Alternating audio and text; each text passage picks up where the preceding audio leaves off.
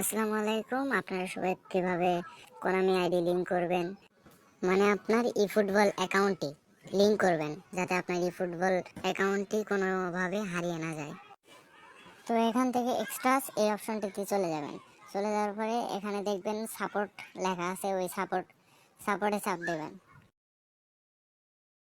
এরপর link data, এই link ডাটাতে চাপ দেবেন।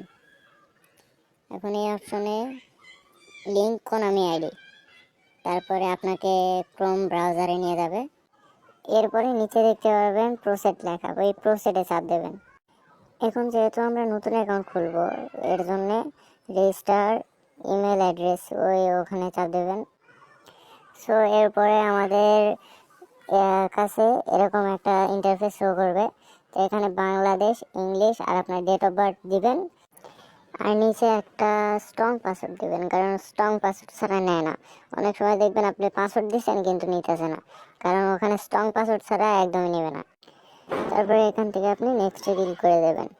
এরপরে আপনি যে জিমেল দিয়ে রেজিস্ট্রেশন করলেন ওই জিমেলে একটা কোড যাবে, ওই কোডটা সুন্দরভাবে বসিয়ে দেবেন, বসিয়ে দিয়ে নেক্সট করে দেবেন।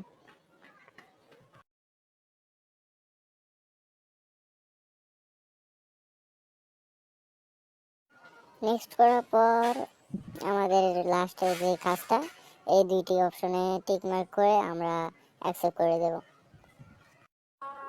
এখানে একটা প্রবলেম আছে, অনেকজনের অটোমেটিক লিঙ্ক হয়ে যায়, আবার অনেকজনের হয় না। এই ক্ষেত্রে আপনি দেখে নেবেন যে লিঙ্ক হয়েছে নাকি, আবার সাপোর্টে চাপ দিয়ে লিঙ্ক ডাটাতে চাপ দিয়ে ওই দেখে নেবেন যে হয়েছে নাকি আপনার।